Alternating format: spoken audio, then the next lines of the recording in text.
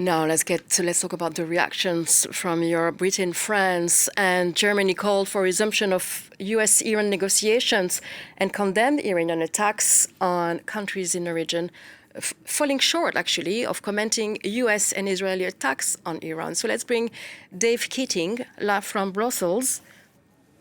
Dave, so is there a united front for European response? Well, there's unity in relative silence, you could say. So we've had these statements from European leaders which are focusing on the urgency of the current situation without making a judgment on the American-Israeli attacks on Iran. The majority of European leaders have really not commented on, let's say, the legality of these attacks. We've had a number of EU leaders praising the US attacks. Only one national leader in Europe has condemned the attacks as a violation of international law, and that is Spain's Pedro Sanchez. We had the EU High Representative Kaja Kallas saying that the situation is perilous and warning against an escalation. That's really where the Europeans are focusing right now, because they have a lot of citizens in the Gulf area that they're now needing to, for the moment, tell to shelter in place, and they're now making moves toward evacuating those citizens because, of course, Iran is now attacking U.S. assets in those Gulf countries, United Arab Emirates, Bahrain, Qatar, and so there's obvious concerns about EU citizens there. Now, I've just attended a speech by the new Dutch Prime Minister, Rob Jetten. This was a pre-planned speech, but he opened the speech with words about what has happened in Iran, and he too echoed this European line of warning against escalation. So the main line right now from Europe is warning against escalation, first and foremost targeting Iran, telling them to stop bombing those Gulf countries, but by implication also warning against a U.S. escalation. I don't think the U.S. is going to be listening to the Europeans on this, though. And French Emmanuel Macron is to hold a meeting of the French Defense and National Security Council to discuss the situation. Let's listen to what French President said earlier today.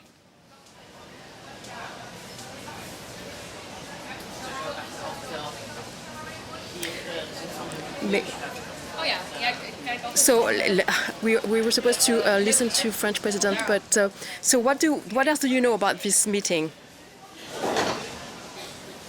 Sure, I can sum up what he said. So France is calling for an extraordinary meeting of the UN Security Council. It's not clear whether or not that's actually going to happen, but France is really pushing for some urgent planning by other parties to try to stop this from escalating. On the EU side, President Ursula von der Leyen has called for a meeting of the top commissioners involved in defense for Monday. Meanwhile, EU national ambassadors are going to be meeting either tonight and tomorrow. I'm not sure. Originally, we heard that they were going to meet tonight. Now I'm hearing they actually won't meet till tomorrow. But that is also very, very much being pushed by France and also Germany to get this meeting of all the EU ambassadors together to try to agree a common line on this. I mean, the common line, the most we can expect from that will be a common line on calling for non-escalation. We're not going to get any criticism of the United States and Israel's attacks for sure, and we're not going to get any common line on praising the U.S. attack either. So there's going to try to be some coordination here also on how to protect Europe's allies in the Gulf from Iranian attacks. Like I said, that's really the main focus right now. And now we're ready to hear about what French President Emmanuel Macron said earlier today. The outbreak of war between the United States, Israel and Iran carries grave consequences for international peace and security. At this decisive moment, every measure is being taken to ensure the security of our national territory, our citizens, and our interests in the Middle East. France also stands ready to deploy the necessary resources to protect its closest partners should they request it. So, are we still with Dave? Okay, no. Let's bring in my colleague. So Dave Keating, so apparently he's still with us. So Dave, what's your reaction to that statement?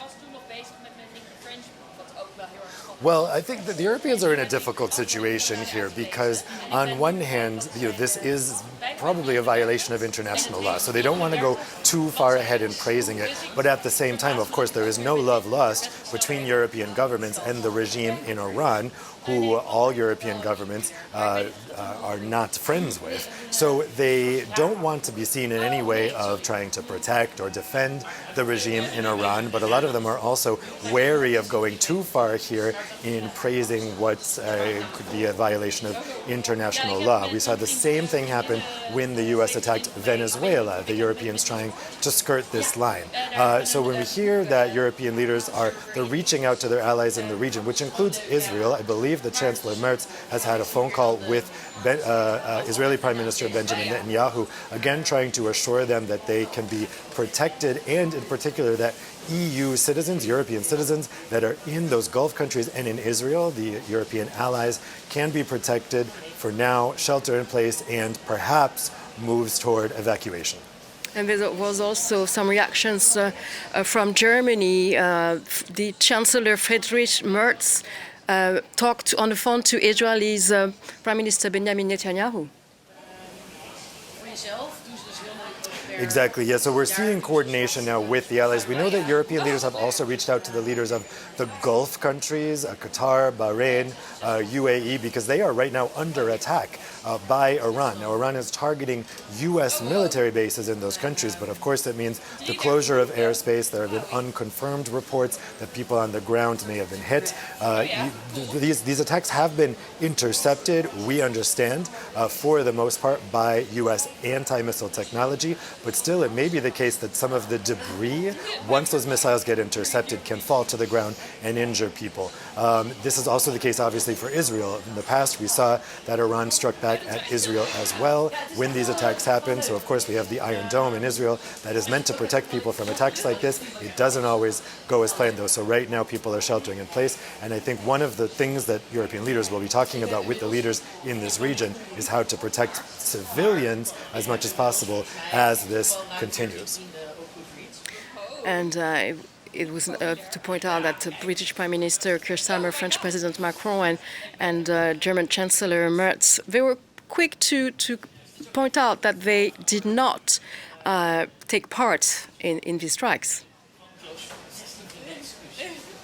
Exactly, yeah, and that's the delicate balance they're trying to strike here, because they don't want to be seen as completely endorsing these strikes, but they also don't want to criticize them. So they're trying to figure out a way, I think, to have it both ways here. But like I said, there have been European leaders that have praised these strikes as a necessary action against the Iranian regime because they have continued to pursue nuclear weapons. Again, as we have this meeting, when we have this meeting tomorrow or maybe tonight of EU national representatives, maybe they'll try to agree some common line on this. We'll see if there is a common line. We will see that expressed by the EU's foreign policy chief, Kaja Kallas.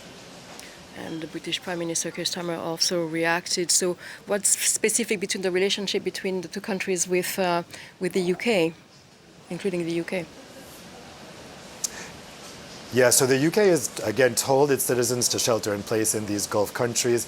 I think also the citizens in Israel. We actually that was one of the first indications that this was about to happen, that the US State Department told US citizens in Israel to brace for impact, essentially.